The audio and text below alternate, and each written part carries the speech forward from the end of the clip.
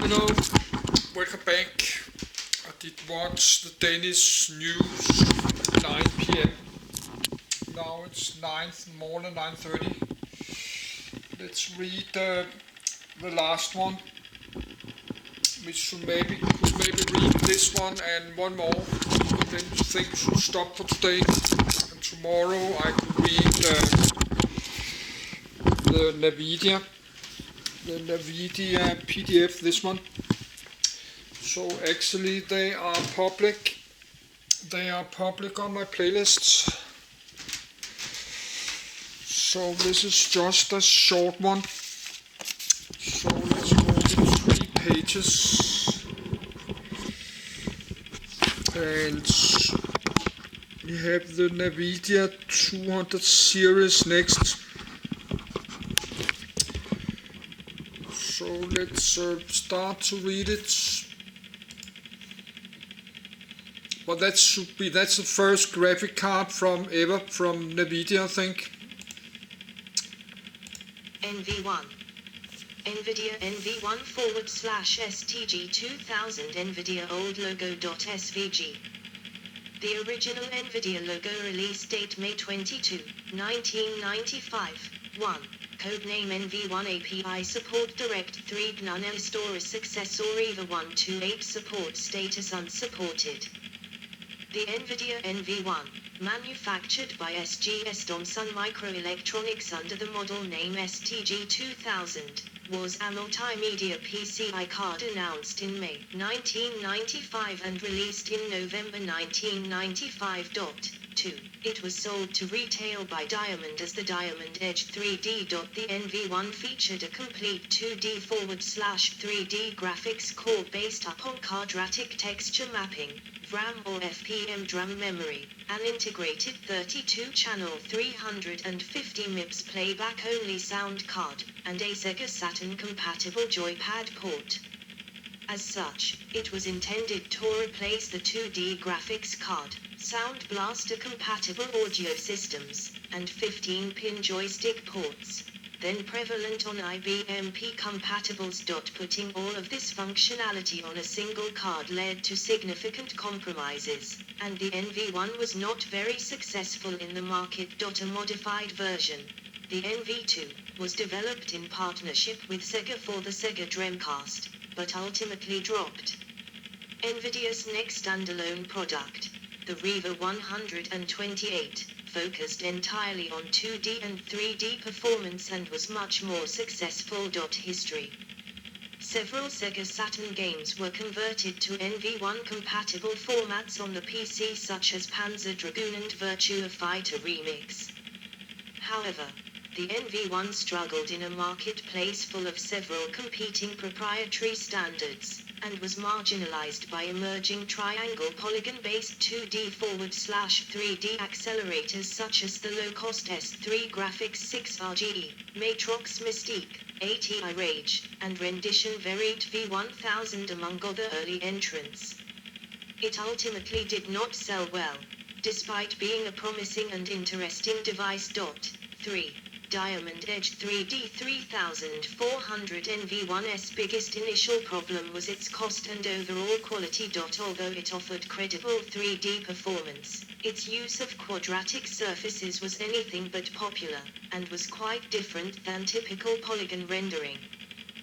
The audio portion of the card received admirably acceptable reviews, with the general MIDI receiving lukewarm responses at best, a critical component at the time due to superior sound quality produced by competing products.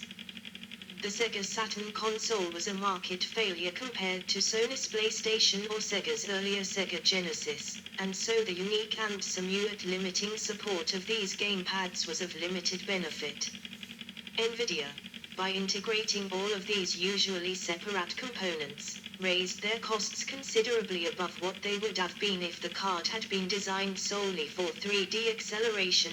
During the NV1's release timeframe, the transition from VLB/ISA 486S to PCI, Pentiums and late model 486 boards was taking place, and games often used MIDI for music because PCs were still generally incapable of large-scale digital audio playback due to storage and processing power limitations.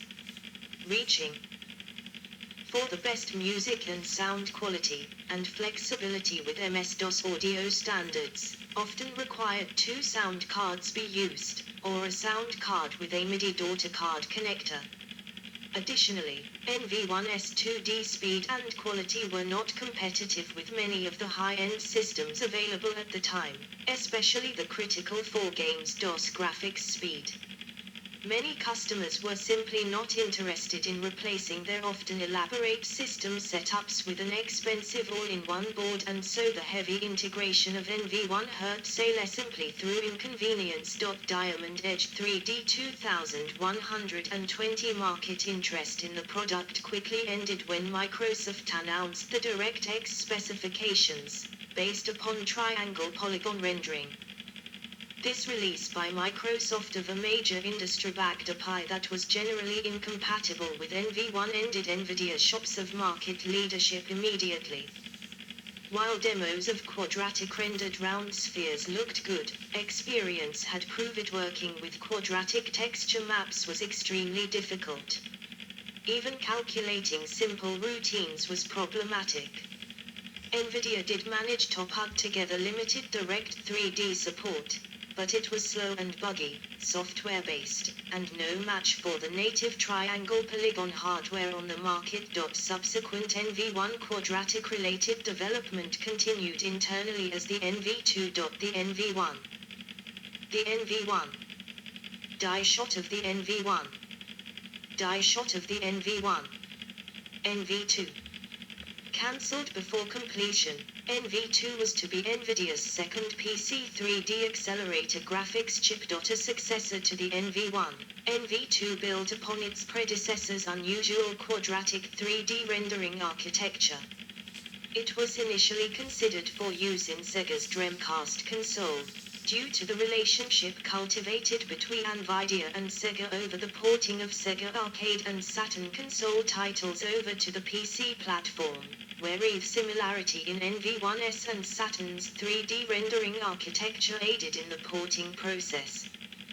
The NV1 graphics cards had two Sega Saturn gamepad ports integrated so that Saturn titles could be easily ported over to the NV1 cards and have an equal gameplay experience. However, experience with both Saturn and NV1's 3D rendering architecture in the Saturn ultimately led the company to abandon quadratic 3D rendering architecture altogether, in favor of a more traditional architecture that operated on triangular primitives. 4. Nvidia's strong desire to stick with their maturing quadratic forward texture mapping technology was a great cause of friction between Sega and Nvidia. One part of the equation was undoubtedly that Sega's PC Games division. A quadratic 3D game engine would be very difficult to port over to just about any other contemporary 3D graphics hardware, all of which used triangle primitives and inverse texture mapping.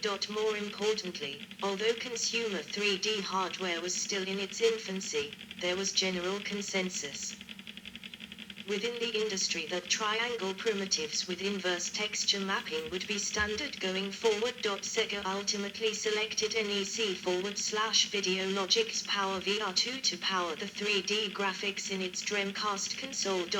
5. Because the demand was not there from Sega, and the PC market had drastically changed direction away from QTM due to the popularity of the triangle polygon-based OpenGL and DirectX, Nvidia abandoned further development of the NV2 and started on a new architecture, aka NV3 or Riva 128.3D. Games that supported NV1. Battle Arena Toshinden. Daytona USA, Japanese releases. Descent, Destination Saturn. NASCAR Racing. Panzer Dragoon. Sonic Extreme, cancelled. Twisted Metal, Japanese releases. Virtua Fighter Remix. Virtua Cop. So that was the first Nvidia graphic card. I think that will be very hard to find. Says I will stop the video.